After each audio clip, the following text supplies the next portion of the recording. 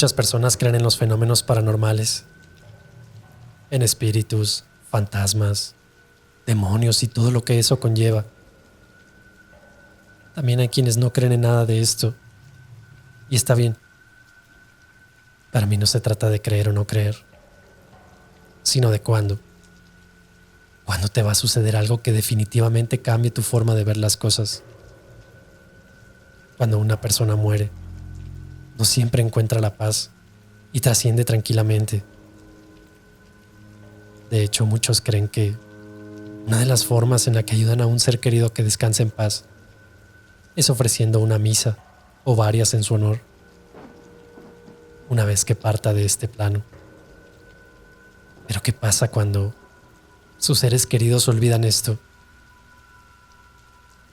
Hola, mi nombre es Yamilet Herrera y me gustaría compartirte mi experiencia en un apartamento que renté hace 8 años con mi expareja.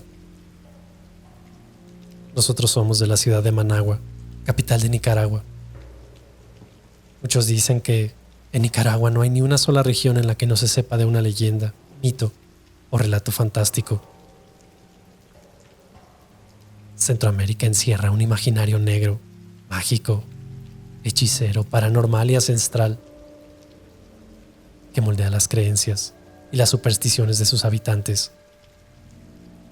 En mi país, es muy importante la transmisión de las leyendas y mitos a través del relato oral, por lo que hablar de espantos, ánimas y seres sobrenaturales, buenos y malos, ya es un hábito de la población.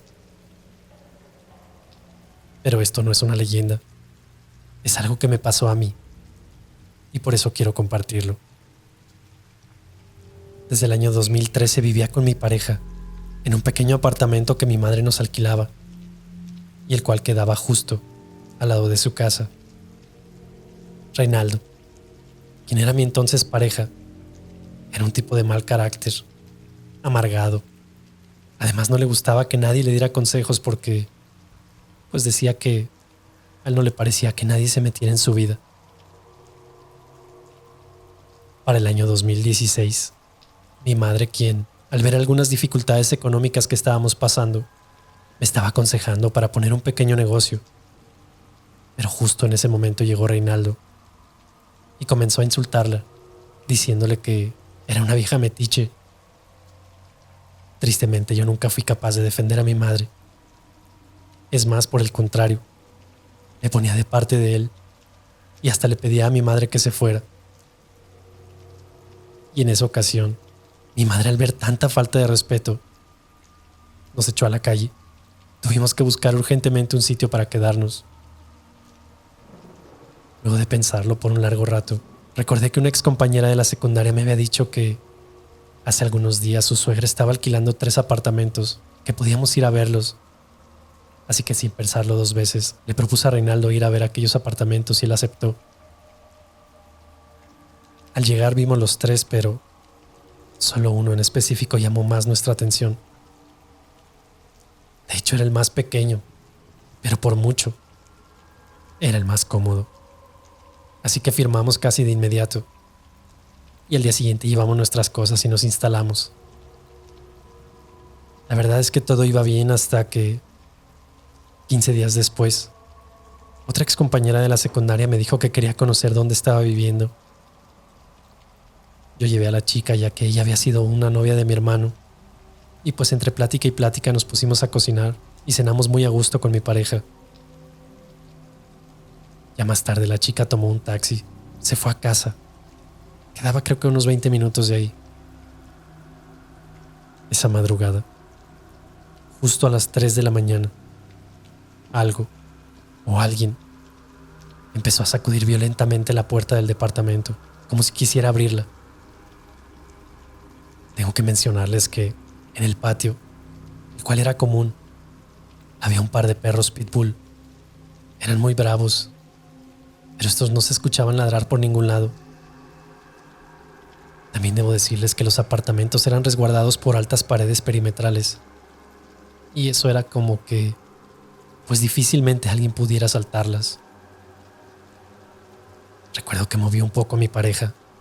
Estaba dormido a mi lado Él de inmediato despertó. Le pedí que no hiciera ruido. Y muy sacado de onda se levantó de la cama sin hacer ruido alguno y tomó un bate de béisbol. Salimos de la habitación. Yo con mucho miedo iba detrás de él.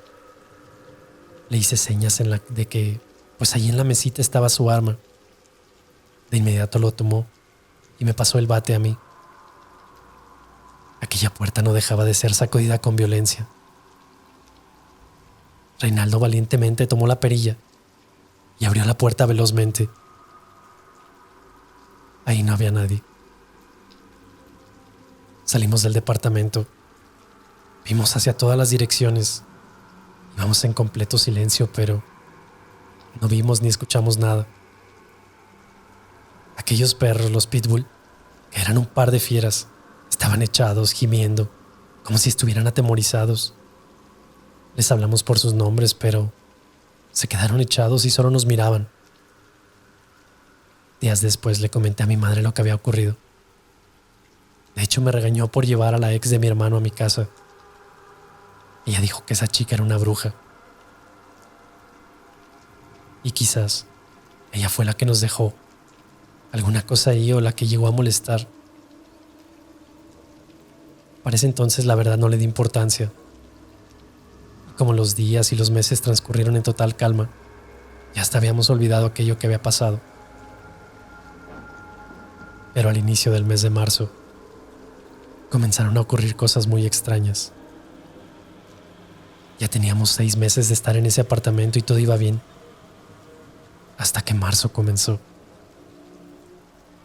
Las puertas se azotaban sin razón aparente durante la noche.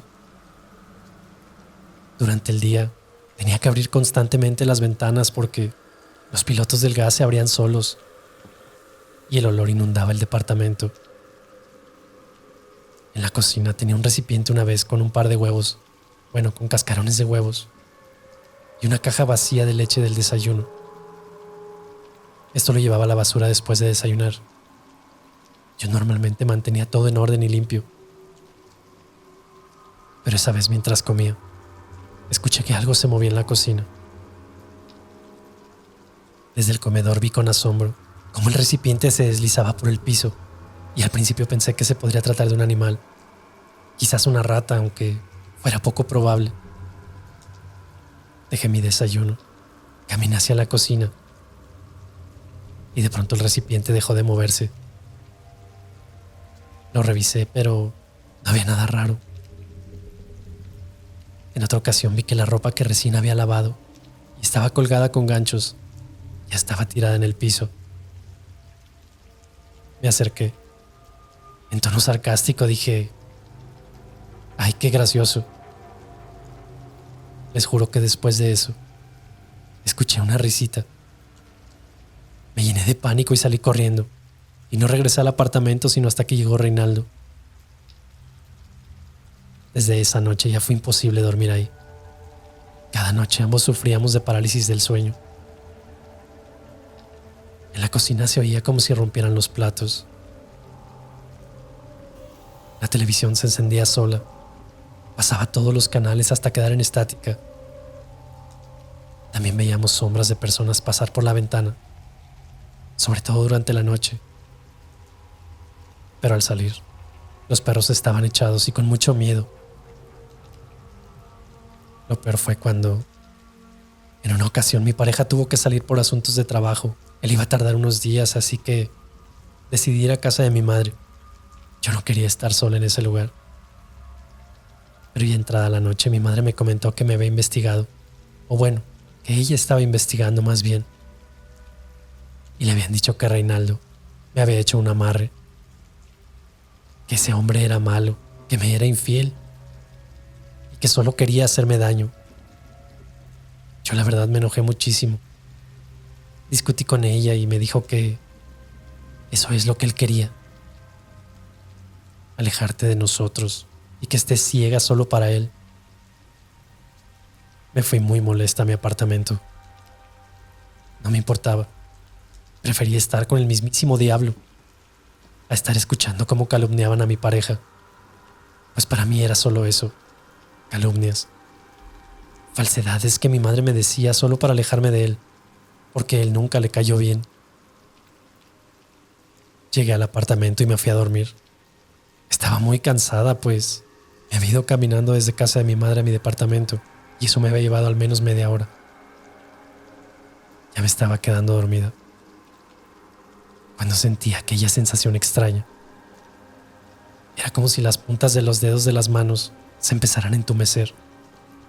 Instintivamente abrí los ojos y ahí empezó mi suplicio. Tenía todo el cuerpo entumecido. No podía moverme. Traté de gritar, pero no pude. Cerré los ojos con terror, pensando en que sería mi fin. Y entonces sentí como unas frías manos me tomaron del cuello y comenzaron a asfixiarme. De inmediato abrí los ojos y lo que vi me dejó pasmada. Encima de mí había una sombra muy oscura. Parecía ser un hombre, pero parecía como si estuviera hecho de humo, pues de vez en cuando se distorsionaba un poco. Volví a cerrar los ojos. Mentalmente rogué a Dios para que me ayudara a salir de esa situación. Segundos después sentí como esa cosa que me aplastaba con su peso y que también me estrangulaba se fue de súbito. Hasta entonces pude respirar mejor. Tomé una bocanada de aire y grité tan fuerte que los vecinos de los 2 apartamentos restantes, los cuales ahora ya estaban ocupados, vinieron en mi auxilio. Recuerdo que no paraba de llorar. Estaba muy asustada. Les pedí que me acompañaran al menos por esa noche y ellos aceptaron. Pero minutos después, tuvimos que salir corriendo ya que comenzaron a lanzarnos objetos. Todo esto en la cocina. Todo volaba por los aires. Esa misma madrugada llamé a Reinaldo y él regresó apresuradamente. Por la mañana tomamos nuestras cosas y mientras los de la mudanza acomodaban todo en el camión, una señora se nos acercó y nos dijo: bastante aguantaron ahí. Nadie dura más de un mes. Ahí se suicidó el sobrino de la dueña. Se ahorcó colgándose de una de las vigas. Y cuando alguien llega a vivir a ese que era su departamento, el espíritu de ese muchacho trata de asfixiarles. Obviamente nosotros no sabíamos que eso había ocurrido ahí. De ser así, jamás habríamos rentado ese departamento. La señora también nos dijo: dentro de 4 días cumple 3 años de muerto. Ojalá ahora sí le hagan su misa. Eso nos dijo la señora antes de irse. Quizá el hecho de que el muchacho había muerto en marzo tenía algo que ver con la intensificación de los fenómenos en el apartamento. No lo sé. Tal vez el hecho de que no hubiera tenido una misa, que nadie se hubiera acordado de él, también podría haberlo hecho.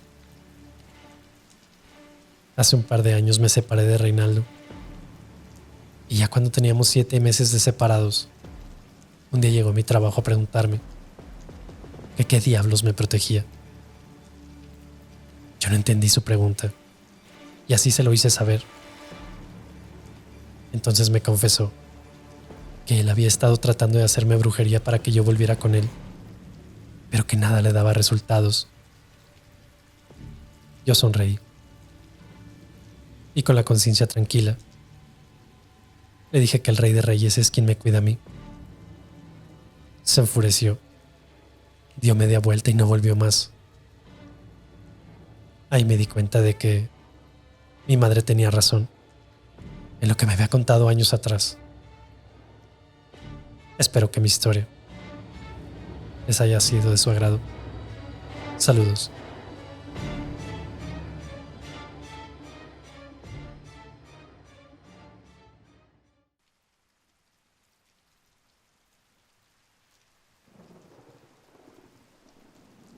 Hubo en siglos pasados casas malditas, casas en las que señoreaba el demonio, lo sobrenatural y lo espantoso.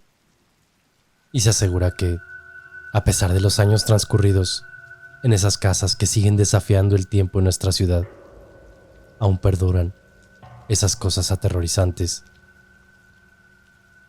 La hoy llamada calle de Bolívar en algún momento fue de Vergara, y ahí se formó la leyenda más insólita. A mediados del siglo XVIII habitó esta casa que aún a la fecha nos parece tétrica, un hombre misterioso llamado don Jerónimo de Ulloa y su familia.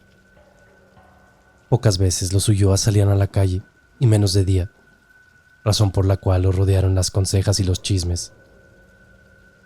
Las raras veces que lo hacían, despertaban el temor de las gentes timoratas. Muchos se persinaban y pedían valor al cielo ante la presencia de los Ulloa. Entre las cosas que se decían, la gente hablaba y decía que las mujeres parecían salidas de las tumbas y que el señor Ulloa tenía una pata de cabra. Pero de todos los chismes que rodeaban el misterio de los Ulloa, destacó el referente a sus artes demoníacas. Todos sabían que don Ulloa era inmensamente rico, y se murmuraba que su riqueza era producto de tratos con el diablo. Algunos contaban que decían haberlo visto, y que las hijas de don Ulloa eran las sacerdotisas del mismo Lucifer. Y aseguraron entonces también que el enano a quien llamaban Trevillo era un hombre infernal y era el mismo paje del demonio. En lo investigado por el Santo Oficio, se asentó, entre otras cosas, lo de las prácticas demoníacas por parte de don Ulloa y sus servidores. Cuenta la leyenda y el Santo Oficio que en aquel entonces se escuchaban gritos horrorosos, alaridos que helaban la sangre por las venas, que los que trataban de averiguar lo que pasaba no vivieron para contarlo. Es más, se decía que los que no morían presas del terror perdían la razón y que estos fueron muchos. Así pues, impedida la ronda y la Inquisición de intervenir, porque además de ricos, los Ulloa eran protegidos del rey. Por las noches se descuidó el sector cercano a esta casa. Pero, ¿qué tenía de misteriosa y diabólica en verdad aquella casa? Porque aquellos crispantes lamentos escapaban de su interior, y el horror que albergaba entre las sombras de la noche parecía continuar durante el día. Pero hubo un hombre, Antón Losada, quien estuvo dispuesto por dos razones a entrar al servicio de aquella casa y averiguar la verdad de lo que ocurría. La primera era para descorrer el misterio, y la otra para enamorar a una de las hijas del amo. Todas estas cosas se lograron escuchar en una taberna cercana. Entonces, ¿dices que estás dispuesto a entrar? Claro que sí, caballeros, ya lo dije. ¿Pero serías capaz de eso? Les juro que sí. Consíganme entrar como sirviente y van a verlo. Pues no te será difícil, don Antón, porque aquí mismo están los criados de don Ulloa. Como si hubieran sido invocados, estaban en la taberna los repulsivos criados. Uno de ellos, alto, flaco y de talante fiero, se acercó al fantoche de Antón Losada. Si mal no he escuchado, ¿estás dispuesto a entrar al servicio de nuestro amo? ¿Es verdad eso? Sí, así es. Los criados examinaron unos momentos a Losada. Luego el que había hablado le preguntó al jorobado: ¿qué te parece este hombre? Como respuesta, el jorobado miró con su único ojo a Losada y no pudo hacer más que reír. Ok, andando. Que ya a lo que se refiere al pago y a lo demás, ya te arreglas con nuestro amo. El extraño grupo partió rumbo a la casa. Los amigos de Losada pensaron que no lo verían nunca más. Antón, que solo había visto antes de lejos a una de las hijas de don Ulloa, ahora tan cerca, le parecía más bella. Perdonen, señoras, pero siendo yo el nuevo criado, les rogaría por favor si me hicieran saber sus nombres. En ese momento, entró don Jerónimo. ¿Y para qué quieres saber el nombre de mis hijas, desdichado? Señor, ¿a quién he de servir y obedecer si ignoro el nombre de quien me ha de mandar? Tienes razón, ellas te van a decir su nombre, Esta de la izquierda. Es Azafema. La de mi derecha. Ayaresa. Bien. Ahora que lo sabes y has servido el agua, retírate. Sí, señor amo. A partir de entonces, la mente de Antón de Losada solo se ocupó en pensar en la triste y enfermiza Azafema. Transcurrieron varios días normales, sin ningún suceso misterioso, y Losada trató de hablar con la muchacha y hacerle saber que su amor hacia ella le llevó hasta ahí. Cuando de pronto una noche se sobresaltó al escuchar gritos pavorosos. Aquellos gritos hacían estremecer toda la casa. Parecía que venían de Azafema. Seriamente alarmado, entreabrió la puerta de su cuarto, justo al tiempo en que pasaban el jorobado y otro criado. En esos momentos, volvió a escucharse el grito, y luego la voz entrecortada de don Jerónimo de Ulloa. ¡Rápido! ¡Rápido! ¡La hora ha llegado! Enseguida, señor amo. Arriba se escuchaban gritos, órdenes, alaridos y ruidos de cadenas. ¿Qué estará sucediendo aquí?, se preguntaban. Antes de que pudiera decirse algo, vio con espanto cómo bajaban las dos muchachas atadas con cadenas. Su aspecto era siniestro, estaban como poseídas, no parecían ser ellas mismas. De pronto, los ojos profundos relampagueantes de Azafema parecieron descubrir a Losada, y mirándolo así, lanzó un grito que fue un verdadero aullido. Antón cerró su puerta, sudaba copiosamente y su corazón latía violentamente. Poco a poco se fue dando cuenta de que se alejaban.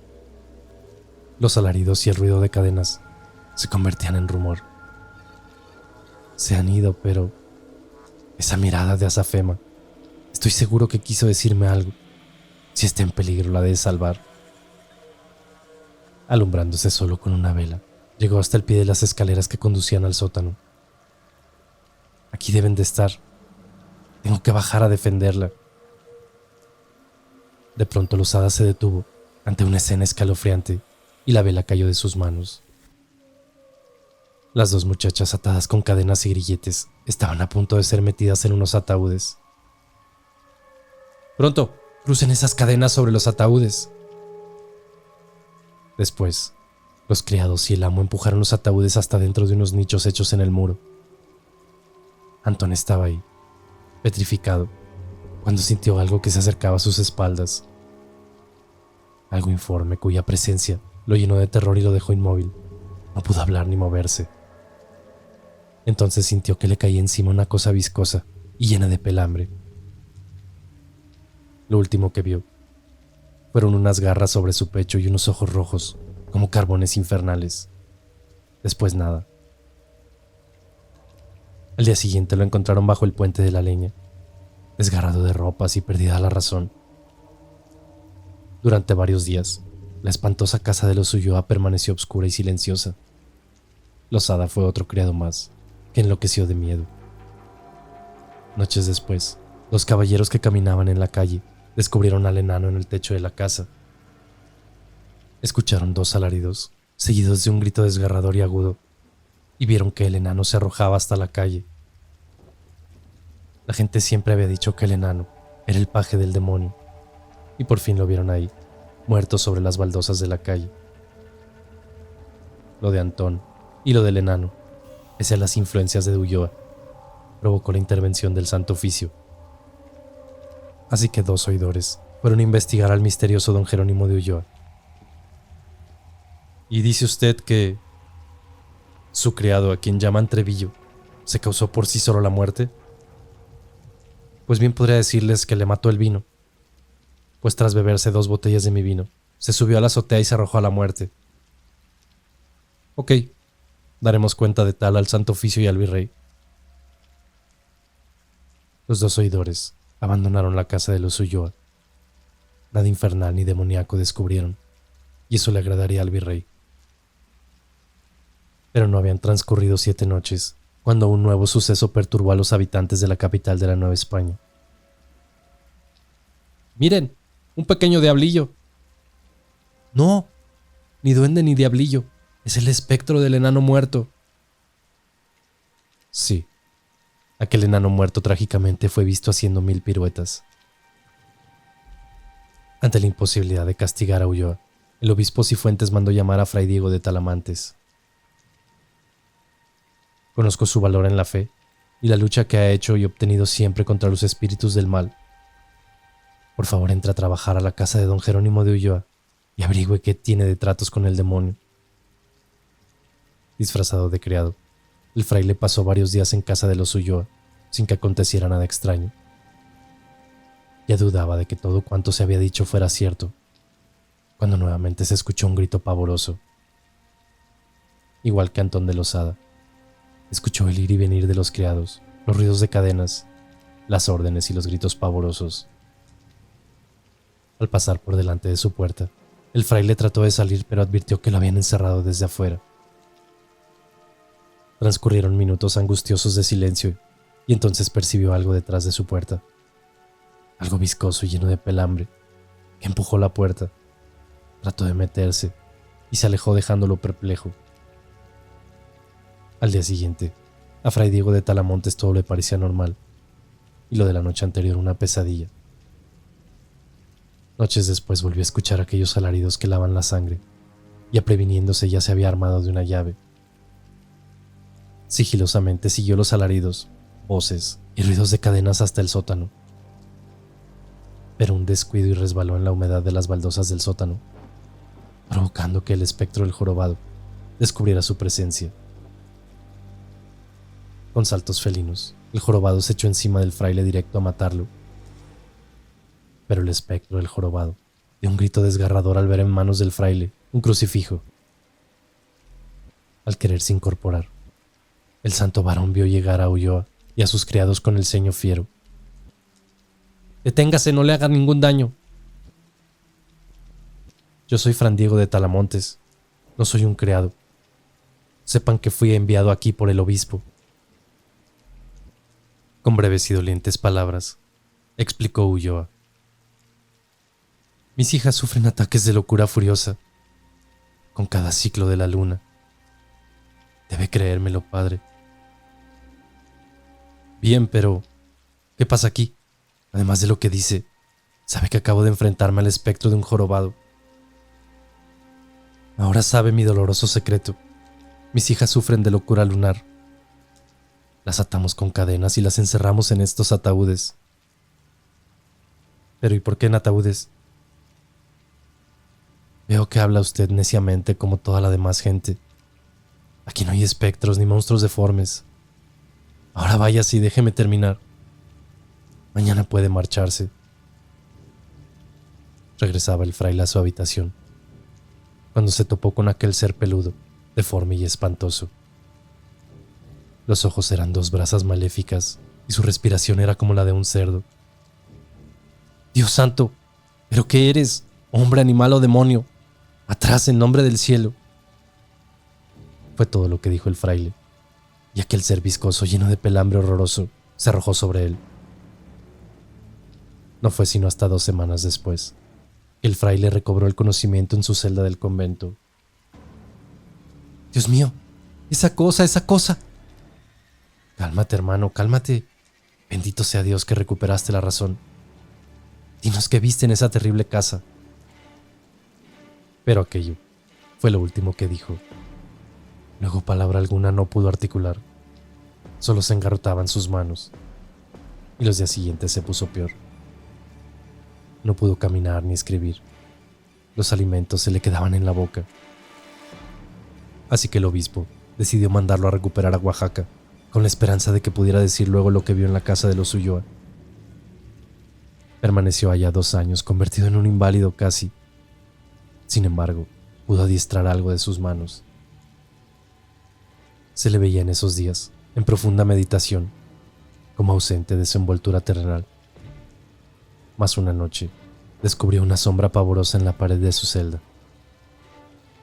Y esa sombra depositaba sobre su mesilla un sellado pergamino.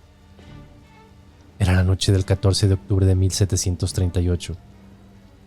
El fraile con trabajos abrió el pergamino y leyó: «Y es mi propia voluntad que se haga cargo de mis bienes y mi fortuna, que la distribuye en obras de beneficencia haciéndome albacea, dado en la capital de la Nueva España, don Jerónimo de Ulloa. Un mes después, arreglaron todo para que regresara a la capital, acompañado de 2 frailes más. Y fue con el obispo Cifuentes a quien mostró el documento. Y dice que se le entregó la noche del 14 de octubre. Sepa una cosa. Esa misma noche la casa de los Ulloa ardió en llamas, muriendo don Jerónimo, sus hijas y sus criados.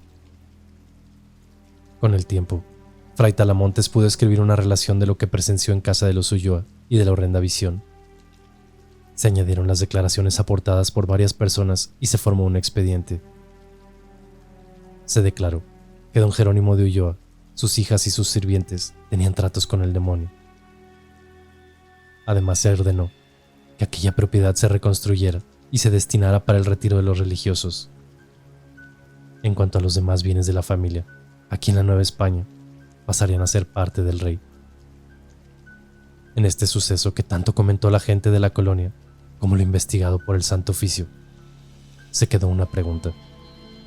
¿Qué era aquella cosa horripilante? ¿Acaso era el mismo demonio? Mis hijas dispuestas están al sacrificio, mi amo y señor. Ordene la ceremonia, ordene a sus siervos, gran señor de los avernos. Inclínense a reverenciar al Señor de los infiernos.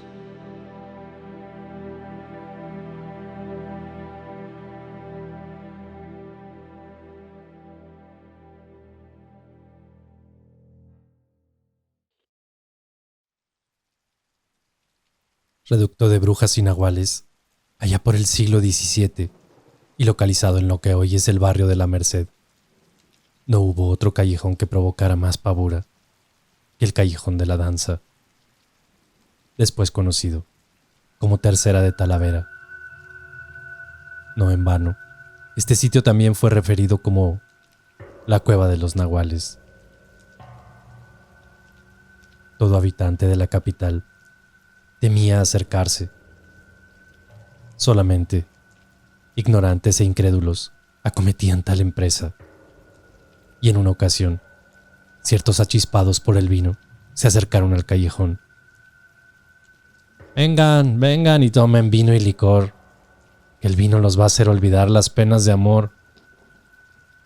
Un momento, señor Jiménez, dígame, pero ¿no le tiene miedo a las hechiceras? ¿Miedo? No conozco a ese sujeto. Y en cuanto a las hechiceras, uy, cuanto más me hechicen mejor. ¿Entramos entonces al espantoso callejón? Claro, entremos y tomemos de este vino, con el mismísimo dios Baco en persona.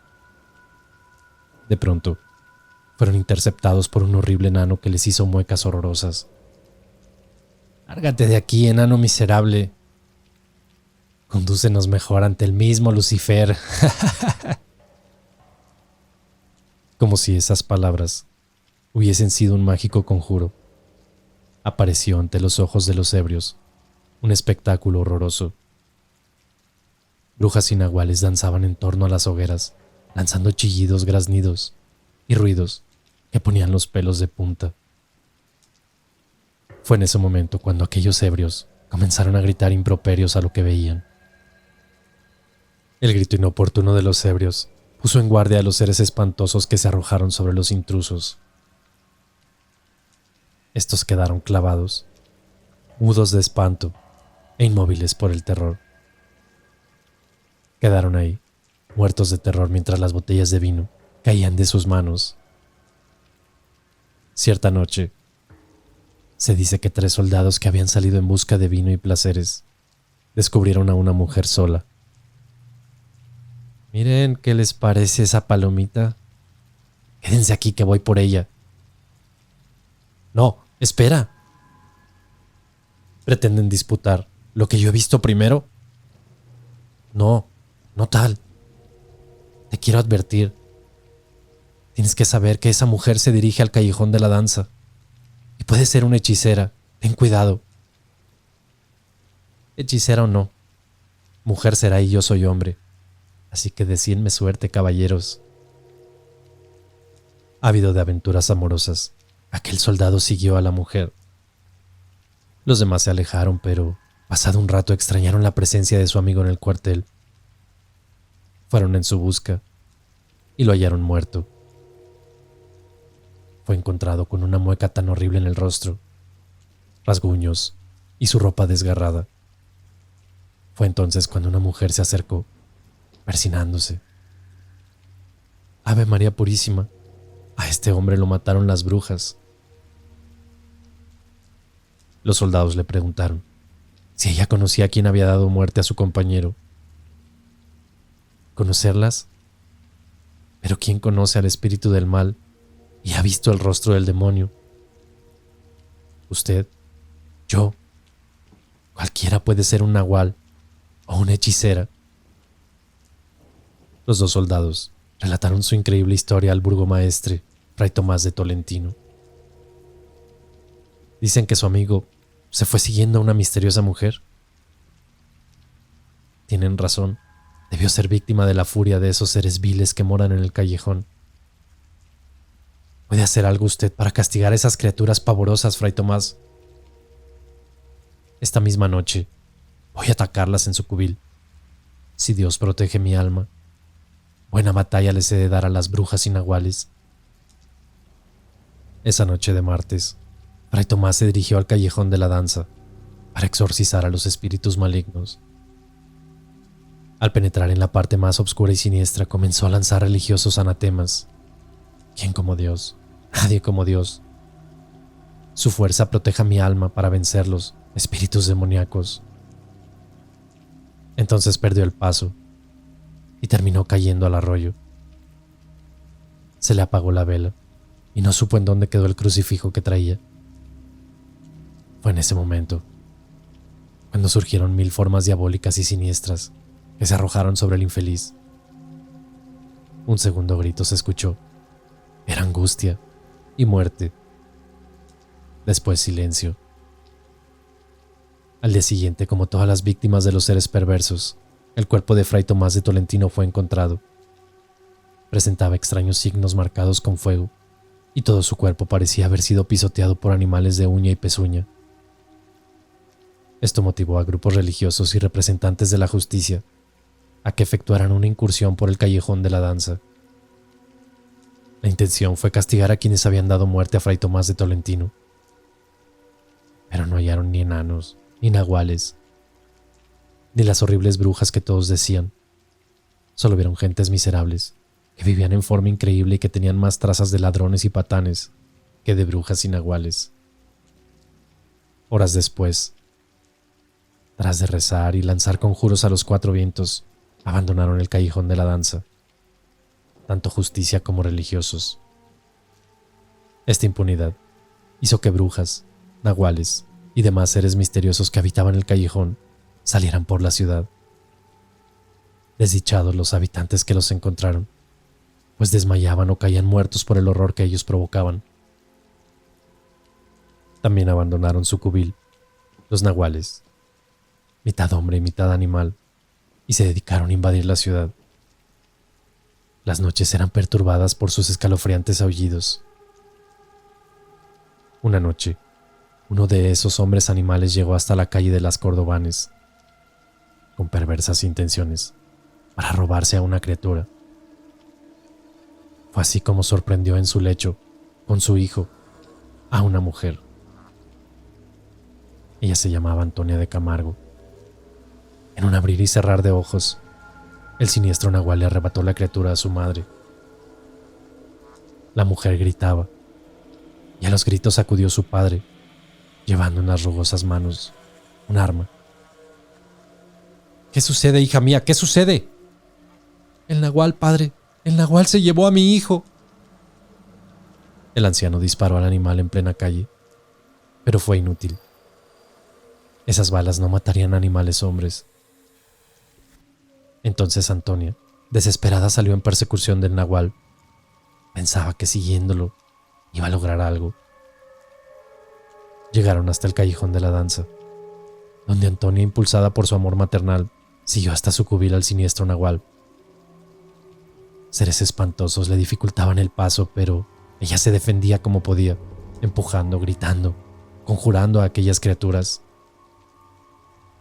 «Déjenme pasar, seres infernales. Que Dios los confunda. Denme el paso». Esta vez, el cadáver horriblemente desfigurado de Antonia fue descubierto sobre una de las gárgolas de piedra del rumbo de la Tlaxpana, en el edificio que hoy se conoce como Mascarones.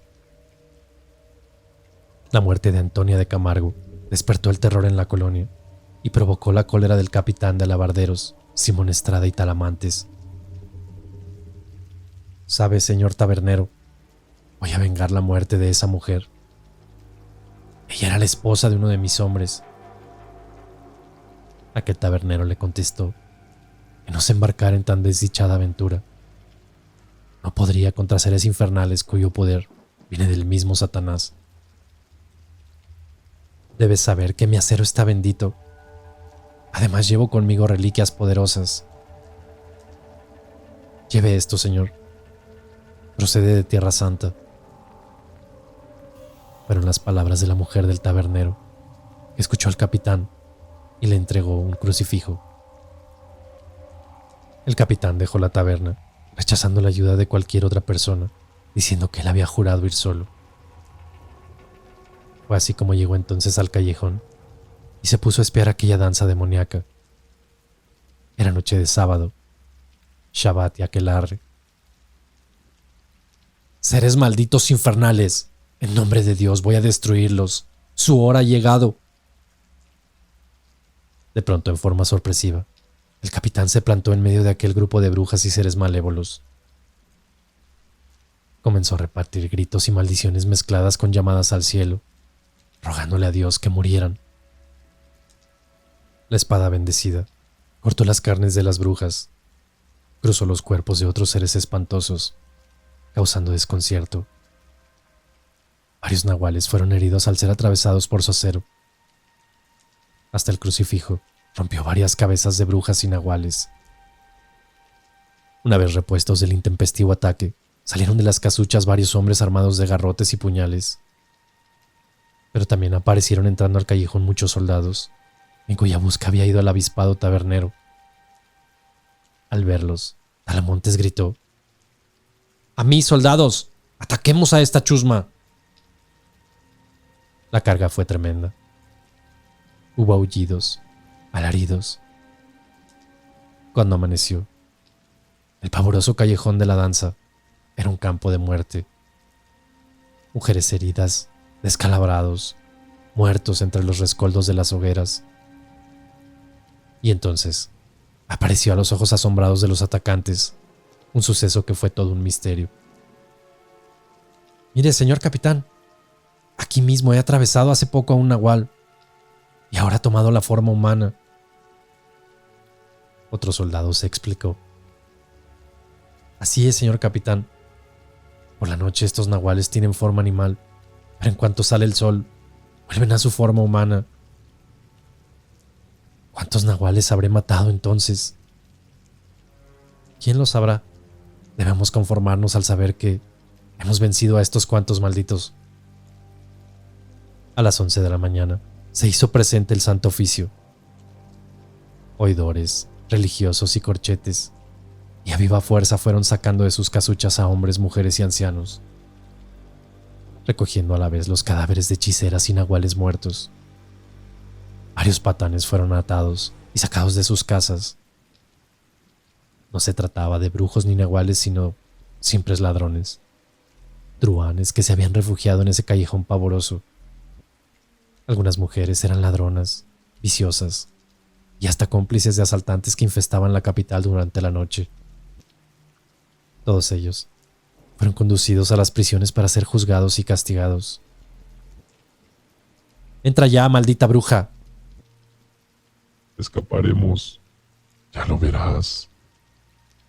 De nada le servirá meterme aquí.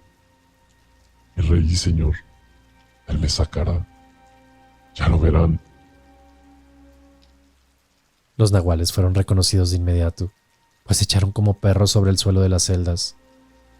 En cambio, los ladrones y truhanes solo se agruparon para conversar y maldecir.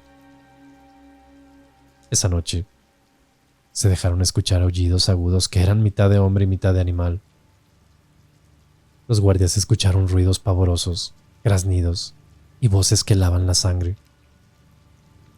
Ese concierto tenebroso y diabólico se escuchó en casi toda la capital. En aquella noche, silenciosa y oscura.